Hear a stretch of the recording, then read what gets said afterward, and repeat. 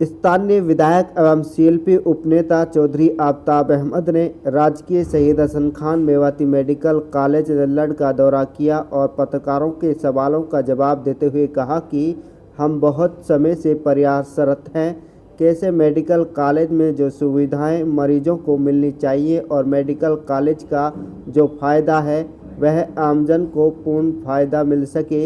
यह अस्पताल एक रेफरल अस्पताल बनकर रह गया है। उन्होंने कहा कि लोगों में संदेश जा रहा है कि यहाँ इलाज नहीं होता। इस संदर्भ में प्रयासरत हैं, पहले भी आते रहे, आज भी आए हैं। चंडीगढ़ में भी मजबूती से बात उठाई है, विधानसभा में बात उठाई है, आज भी फीडबैक लेने के लिए मेडिकल कॉलेज का दौरा किया है। स्टाफ का यहाँ बड़ा अभाव है। स्टाफ के लिए बताया गया है कि रेगुलर और कॉन्ट्रैक्ट के लिए लिख दिया गया है। हम बहुत समय से प्रयासरत हैं कि शहीद हसन खान मेडिकल कॉलेज में जो सुविधाएं मरीज़ों को मिलनी चाहिए और मेडिकल कॉलेज का जो फ़ायदा है वो आमजन को मिल सके, पूर्ण फ़ायदा मिल सके। और ये हॉस्पिटल जो है पीछे जिस तरीके की बातें आ रही हैं, एक रेफरल हॉस्पिटल के तौर पे जो है लोगों में एक मैसेज जा रहा है कि यहाँ इलाज नहीं होता, तो उसी संदर्भ में हम प्रयासरत हैं। पहले भी आते रहे हैं, आज भी आते रहे हैं, चंडीगढ़ भी बात उठाते हैं, हमेशा विधानसभा में बात उठाते हैं और आज भी उसका फीडबैक लेने के लिए, क्योंकि हमें यहाँ स्टाफ की कमी पहले से ही हमने कही है। तो स्टाफ के लिए बताया गया है कि रेगुलर और कॉन्ट्रैक्चुअल के लिए सरकार को लिख दिया गया है, क्योंकि अब स्थायी डायरेक्टर आने के बाद मैं समझता हूं कि चीज़ों को सुचारू होना चाहिए। इसीलिए चौथी बैठक मेरी नए डायरेक्टर से है। इसी तरीके से मरीज़ों को बिना किसी कारण के रेफ़र कर देना मतलब एक बड़ी बारी वो है। इसलिए पूरी तरीके से उन्होंने आश्वस्त किया। हमने 3 मीटिंग कर चुके हैं रेफरल क्यों होता है उसके कारणों को, और कोशिश करेंगे कि छोटी बात को जिसकी रेफरल की ज़रूरत ना पड़े उसका, और एक्सरे का जिसका हमने बहुत पहले से, क्योंकि अल्ट्रासाउंड का तो सुविधा है ही नहीं, एक्सरे की सुविधा, ईसीजी की सुविधा जिसके बारे में हमने पहले भी आप लोगों के माध्यम से आवाज़ उठाई है, हम ये मानते हैं कि वो सुविधा तुरंत शुरू कर देनी चाहिए। यहाँ ऑपरेशंस की जो हैं वो ऑपरेशन होने चाहिए।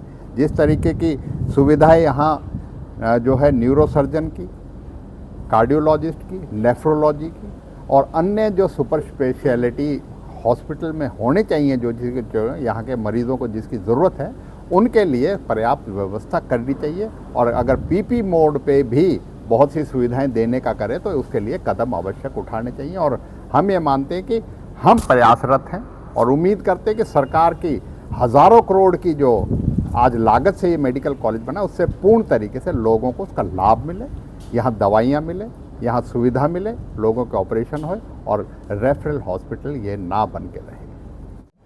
अगर आप अल्ट्रासाउंड की बात करें और तो मेरे पास अल्ट्रासाउंड की फैसिलिटी सिर्फ इसलिए नहीं मैं दे पा रहा हूँ क्योंकि मेरे पास एक उसका एक्सपर्ट रेडियोलॉजिस्ट नहीं है, जिसके लिए मैंने प्रपोज़ल गवर्नमेंट को भेज दिया है।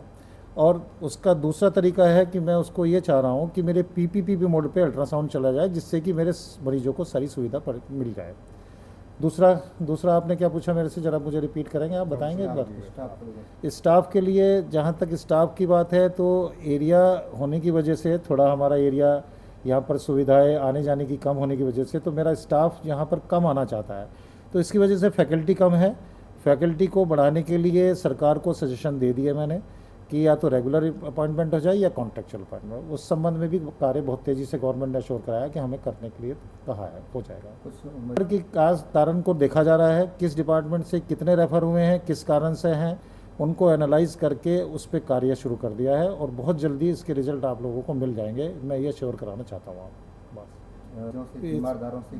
ये मेरे बताने से नहीं है, आप लोग एक बार उसका ज़रूर राउंड लें संस्था का और देखें कि साफ सफाई का क्या है, कहीं कमी हो तो मुझे बताया जाए।